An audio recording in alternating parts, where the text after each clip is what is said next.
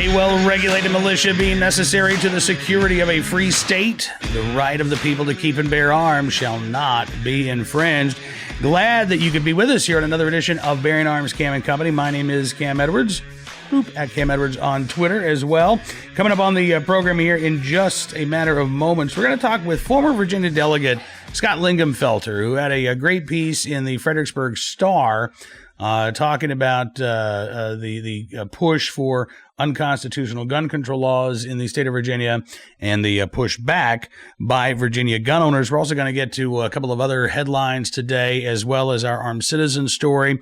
And I can tell you that there's by the time I upload this video and it goes live, chances are any information that I give you about what's happening in Virginia would be outdated. But there are more gun bills that are moving through the House in Virginia right now. These are all originating in the House. So these have not crossed over, but many of them are set for final votes in the House today, which means they will cross over to the Senate.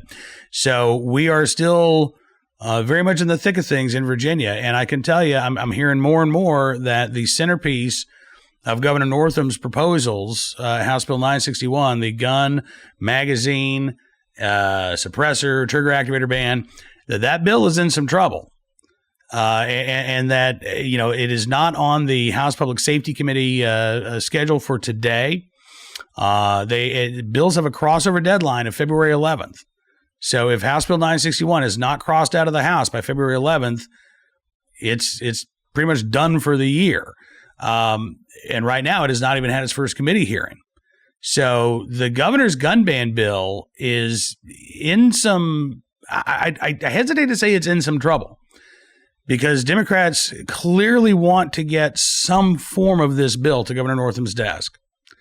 But right now, I think it is safe to say that they don't have the votes with this current language to get this bill out of the state Senate. And I honestly don't know if they have the votes to get it out of the state House of Delegates at the moment.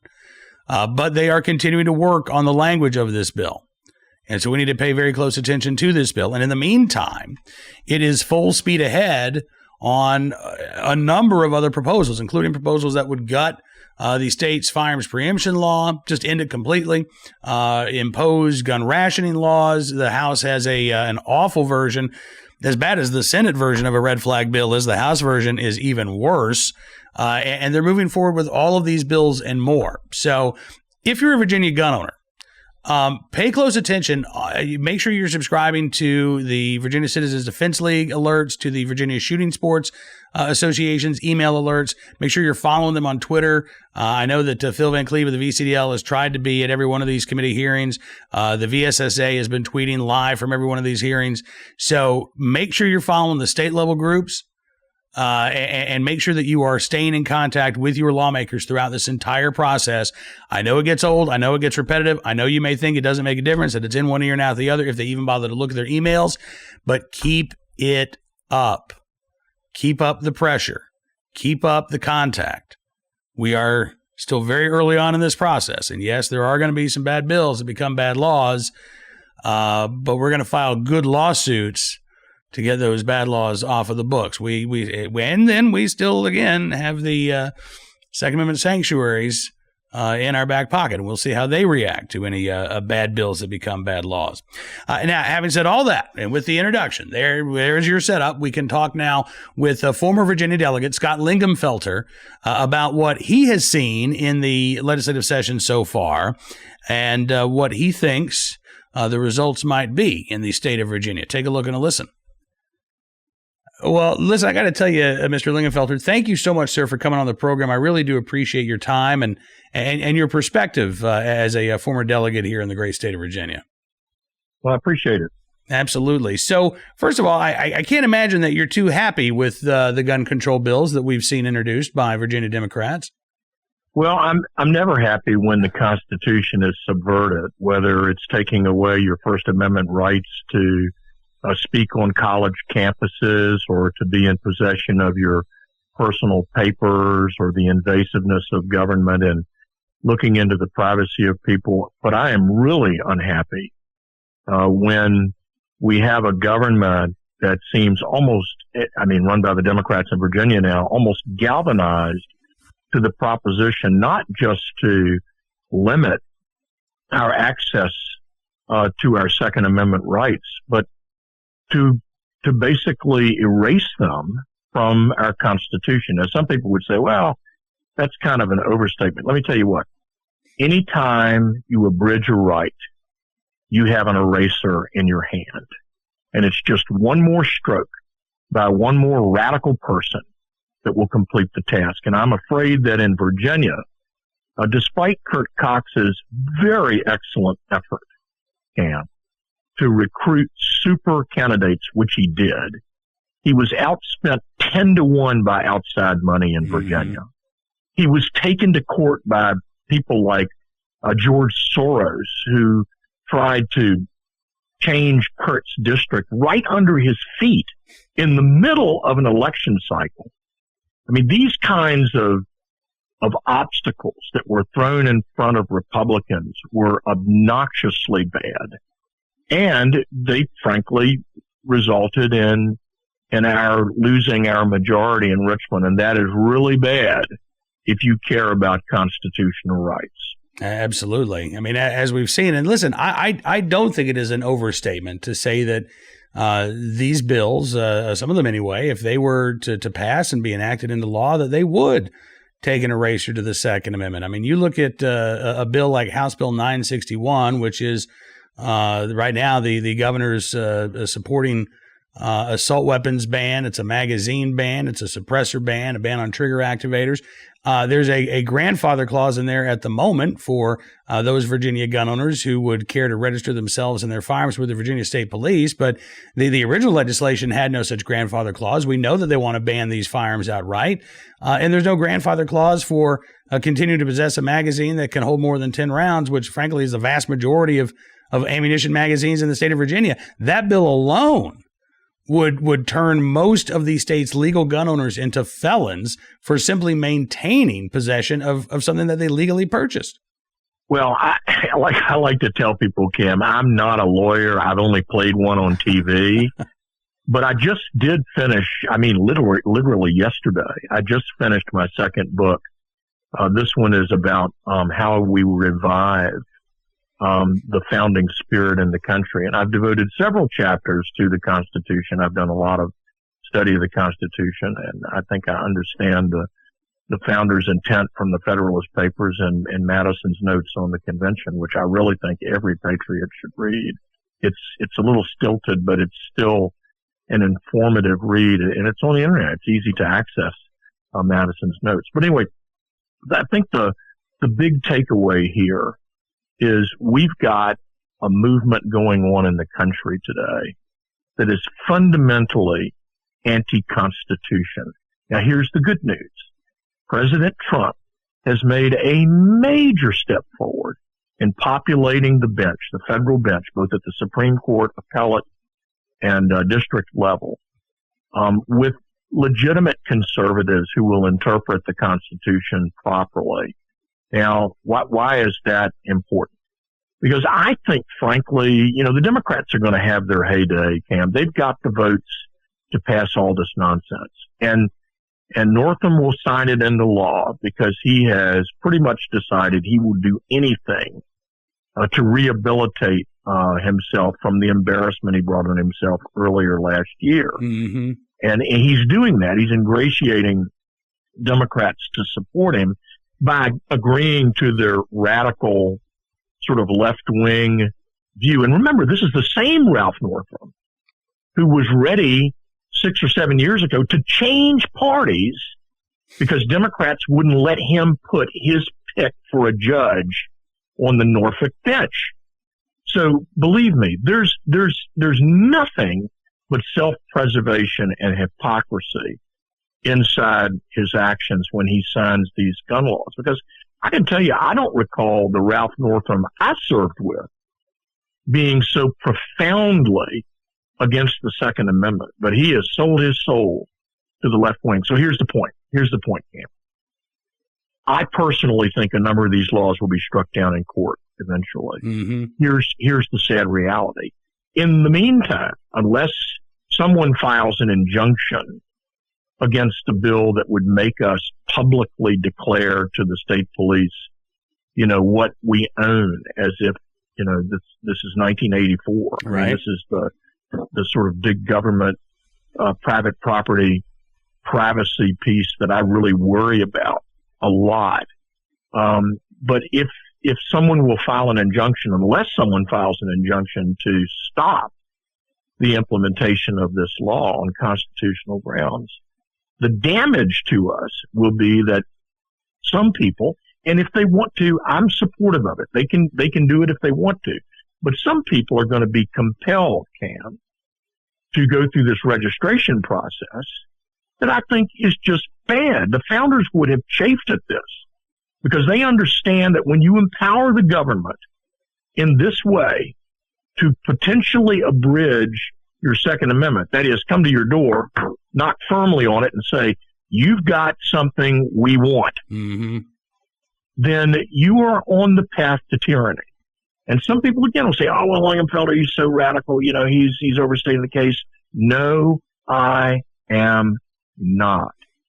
Because as Franklin said, a person who would give up a little bit of liberty can for a little bit of security, and that's what the Democrats really try to advertise. This is about security. But a person who would give up a little bit of liberty for a little more security is worthy of neither.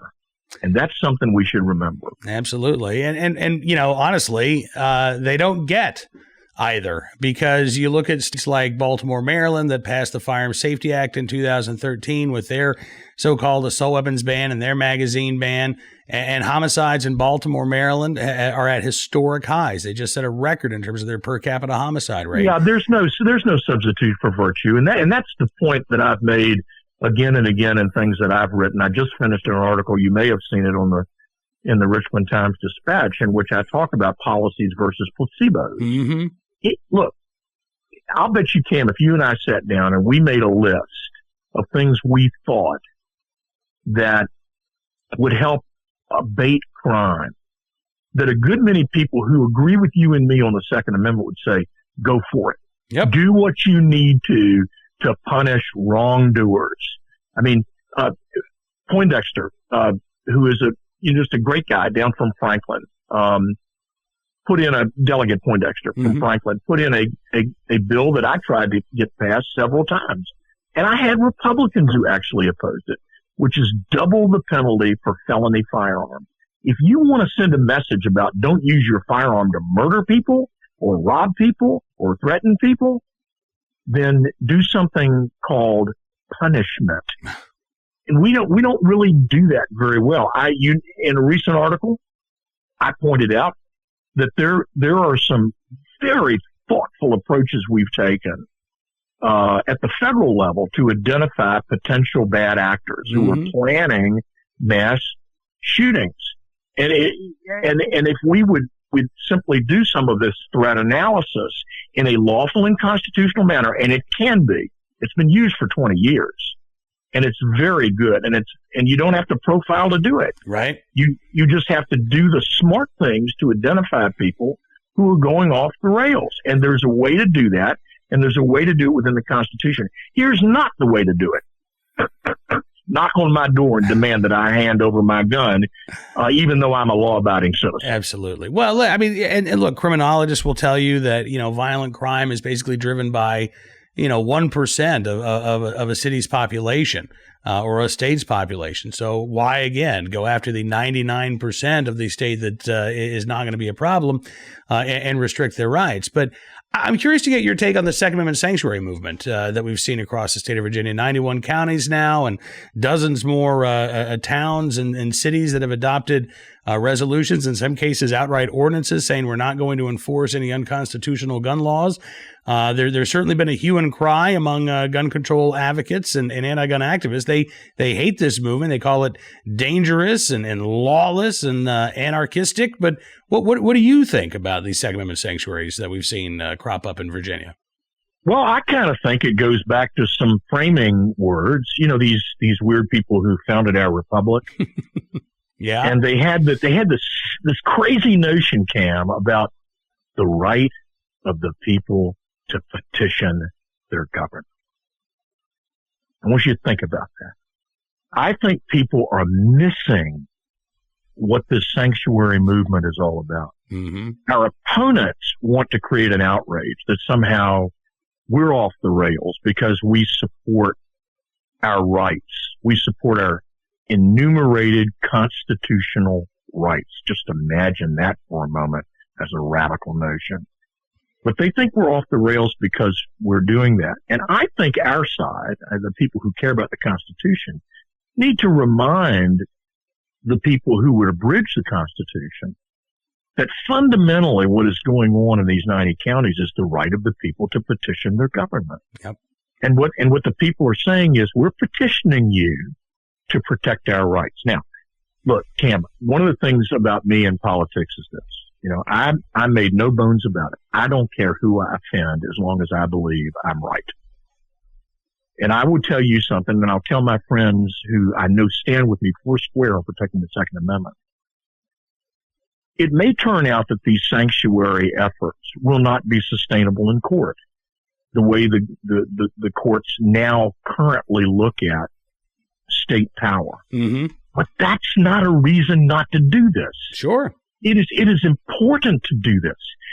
And that's why I'm saying we should lead with our view that we have a right to petition our government and make ourselves known. Let me tell you something right now. Even those who are brushing this off as, well, you know, it's not going to hold up in court. Let me just tell you something right now. They're worried. They're worried because they see Virginians in action. Yep. They're worried. And I can tell you what, Cam, you can pick up the Richmond paper. I think I've got it here. If you look at it, I think it's AP News has an item out that is just got to scare the pants off of the Democrats. And it's partly because of Nancy Pelosi and the impeachocrats and her revenge caucus that are doing this. But the GOP is definitely more fired up for 2020, and Democrats are horribly anxious over this. I mean, if you look at it, I mean, but go ahead. You've had the question. Yeah, no, I think you're absolutely right about that. I mean, and you know, it's almost that line from, I think it's Shakespeare, right? Methinks thou dost protest too much. I mean, we've seen on the one hand, so many of these anti-gun editorials say, well, this is nothing, it's meaningless. But on the other hand, it's dangerous and it must be stopped whatsoever. You can't have it both ways. I think they are genuinely concerned about this because you're right. I mean, look, first of all, most of these have been resolutions, so I don't even think they're challengeable in court. Right. And basically, the text of these resolutions says that these counties plan to resist via any legal means any enforcement of unconstitutional gun laws. I think a separate issue is the discretion that's afforded to our county sheriffs, our individual law enforcement officers, our Commonwealth's attorneys. We've already seen a number of Commonwealth's attorneys around the state, for example, say they're not going to enforce some of the state's drug laws. Well, you know, one of the really good aspects of this is it's smoking out politicians. Mm-hmm. It's smoking out local politicians on where they really stand on the Second Amendment. Yep. It's smoking out. We don't have to really smoke out the AG, the Attorney General of Virginia. We already know that he's left wing, out of touch, you know, refuses to enforce the law kind of guy. Right. But it is putting him on the record. It is going to put the governor on the record. It's going to put the General Assembly on the record. It's going to put the state Senate on the record. Who stands with the Second Amendment and who doesn't? And it's for that reason this whole sanctuary movement is a vital and important step for us to petition our government, because what it does is it serves as a forcing function, Cam, to smoke these people out and let them know we know where you stand and you will be held accountable at the polls. Let me tell you something. They are setting the condition for Democrats to lose their new majority, and I can't wait for the day to happen. What do you think? What do you think this means for Virginia in 2020? I mean, we've got our U.S. Senate race. We've got obviously President Trump on the ballot. A lot of folks say that Virginia is now permanently blue. Do you think that President Trump has a chance to win Virginia in November? In a word, yes. And I think it depends on a very important thing, and that is the people who have supported the president, that for whatever reason they have chosen, have not come out and supported down ballot candidates in off year elections. Mm-hmm. If these folks come out, truly come out, if if what I believe is the new silent majority, and by that I mean people who support the president who may not be out in the front yard waving a flag with Trump 2020 on it, right? But they support this president, and here's why. They may disagree with him on some of the things he says and does, but let me tell you something right now. When I was a delegate, I ran on a promise made, promise kept platform. That's what I did for 16 years. The president has adopted that exact approach, and people take note. This president has promised policies that Republicans have wanted for many years, that some, frankly, Republicans didn't deliver on over some years, particularly at the federal level. But President Trump is delivering. He's accomplished more in 3 years than some presidents accomplish in 8 years. And he's kept his promises. And I got to tell you something. If he runs on that and he comes to Virginia and he stands with Virginians shoulder to shoulder against some of the far left things that are going on here, I think he could stun politics in the state. And let me tell you something right now. If Bernie Sanders is the guy on their side, yeah, I believe President Trump will win Virginia. Yeah, I believe that as well. I mean, we've seen some polls showing he's beaten every candidate with the exception, I think, of Joe Biden, and that was right outside of the margin of error.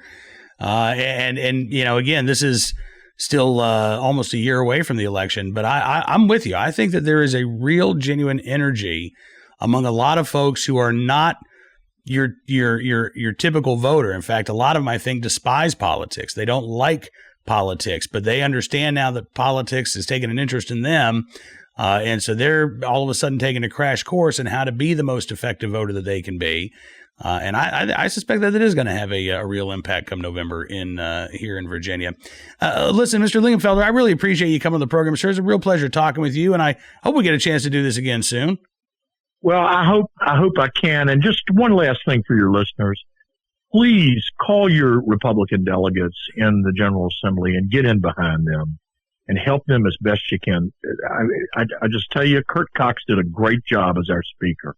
And I am really sad that he's not our speaker now, because he was a strong Second Amendment supporter. And so is Todd Gilbert. So please let that Republican caucus know we stand behind them, and we know that they're facing a tough fight, but we've got to get in behind them and help them out. Former Virginia delegate Scott Lingamfelter joining us here on Bearing Arms, Cam and Company. All right, before we get out of here, let's get to our armed citizen story. I've actually got one more story that I want to highlight for you.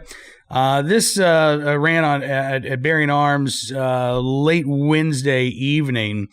Sheriff in California, Sutter County Sheriff, ended up sending out a letter to every concealed carry holder in his county saying, listen, we had this Freedom of Information Act request from the San Francisco Chronicle. I personally declined to release the information that they were asking for, but county attorney basically said I didn't have a choice. So your personal information is now in the hands of the San Francisco Chronicle. I don't have a problem with the sheriff doing that. In fact, I think it's the right thing for the sheriff to do.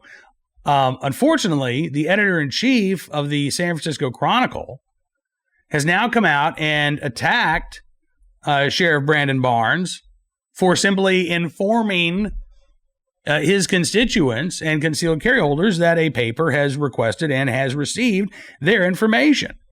Audrey Cooper is the editor-in-chief of the San Francisco Chronicle, said, quote, I'm deeply disturbed by how some sheriffs have handled a routine request for public information from a respected and established news outlet. All right, already right there, quit it.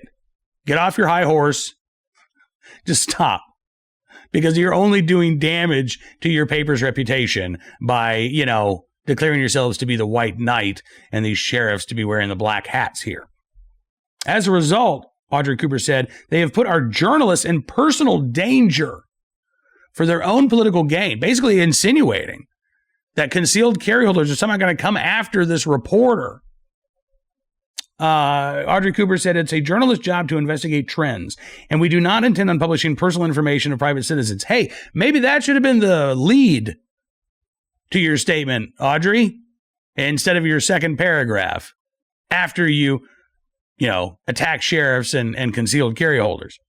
Unfortunately, Cooper says these sheriffs sought to play up distrust in media when it became clear that they cannot deny access to public information. Look, there's no reason to play up mistrust in media when it comes to gun owners and concealed carry holders. The distrust is there for a reason. We have seen a number of papers over the years and throughout the country publish simple blanket lists of every applicant for a concealed carry license, every concealed carry holder, every pistol permit holder have had their name and their address published online. In South Dakota a few years ago, the state's biggest newspaper, I think it's the Argus Herald, used to publish the names of every concealed carry holder once their application had been approved. No real reason, just to do it. State legislature said, you know what, this is ridiculous. This is going after the privacy of our gun owners here. So they blocked access. They said, no more is this information public. And so the paper started publishing the names of concealed carry applicants because the legislature hadn't covered that. So the legislature went back. They changed the law again. The day before that law went and took effect, the paper sent every one of its reporters down to the Secretary of State's office to compile as much of this information as they could before they weren't allowed to access it anymore. Now, again, they weren't using this information to write news stories. They weren't using this information to do anything other than publish the list of people who had applied for or received a concealed carry license. I am a journalist. I'm a big fan of Freedom of Information Act requests. But I got to tell you, Audrey Cooper is way off base when she says there's no reason for gun owners not to trust the media. I even understand, and this is something that I write about at Bearing Arms, I struggle a little bit with access to concealed carry info in may issue states. When it's a shall issue state, when it's, there's no discretion on the part of the issuing authority, you pass all the qualifications, you get your license, there's no reason for any of that information to be released.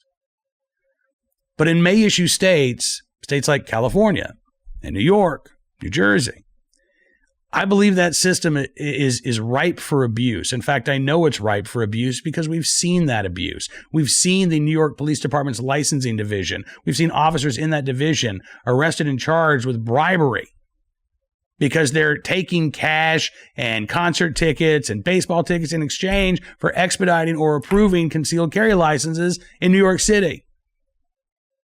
In California right now, the San Jose Mercury News has run and is covering an investigation into the Santa Clara County Sheriff's Office, where accusations are there was a pay-for-play scheme. And basically, individuals would donate to the sheriff's reelection campaign, and then their concealed carry application would get magically approved. And the San Jose Mercury News, which I think broke this story, has relied in part on Freedom of Information Act requests looking at who received concealed carry licenses in Santa Clara County. So I am not immune to the argument that particularly in may issue states, there is good journalism can be done as a result of digging into these records. However, Audrey Cooper, the editor-in-chief of the San Francisco Chronicle, has said nothing about what this story actually is. Only offered some vague promise that, we're not going to release this information, and only after attacking the sheriff for doing what Audrey Cooper does every day, inform an audience about what's going on. So as much as I might see, some journalistic benefit here, maybe, the way that the San Francisco Chronicle has handled this, including the actions of the editor-in-chief, are completely unsupportable. Completely unsupportable. All right, let's get to today's Armed Citizen story from Akron, Ohio, where the Akron Beacon Journal reports. Actually, I'm sorry, this is from the Cleveland Plain Dealer. Akron pizza delivery driver pulls gun on would-be robbers. Actually, one of 3 pizza delivery driver robberies that took place in 2 days in Akron. But the only one in which an armed delivery driver was able to protect themselves. It was about 7 p.m. on Monday. 26-year-old driver for Papa John's said he went to a home to make a delivery, and it was vacant. And as soon as that happens, crap, I've been set up. Sure enough, driver said 3 teen males walked from behind the house towards the driver. Driver said that one of the males began reaching for his waistband. The driver, who was a concealed carry holder, pulled out his firearm, causing the three suspects to run away. No shots were fired. The presence of that firearm in the hands of the delivery driver was enough to stop that crime from going forward. Now, Papa John's, like, all of the other big chains, they have a policy that drivers are not supposed to be armed. But like many other chains we've seen over the past couple of years, these companies now typically leave it up to the individual franchise owner as to whether or not a driver will face discipline or termination. So it is my fervent hope that the owner of this particular Papa John's franchise does not see fit to fire a driver for protecting their life. All right, that is going to do it for this edition of Bearing Arms Cam & Company. Speaking of protecting lives, on tomorrow's program, I'm going to introduce you to the founder of a group in the Chicagoland area that is training Jewish members to protect their synagogues and shuls. Plus, we will get to more of your thoughts, your emails on tomorrow's Bearing Arms Cam & Company as well. Thanks so much for being a part of the program today. Don't forget, you can subscribe to the show at Apple Podcasts, Spotify, SoundCloud, townhall.com's podcast page, Townhall Media at YouTube, and you can also become a VIP member of Bearing Arms at bearingarms.com. Get exclusive commentary, analysis, and more, and help support the Second Amendment journalism that we're doing each and every day. Thanks again for being a part of the program. Have a great rest of your day. We'll see you tomorrow.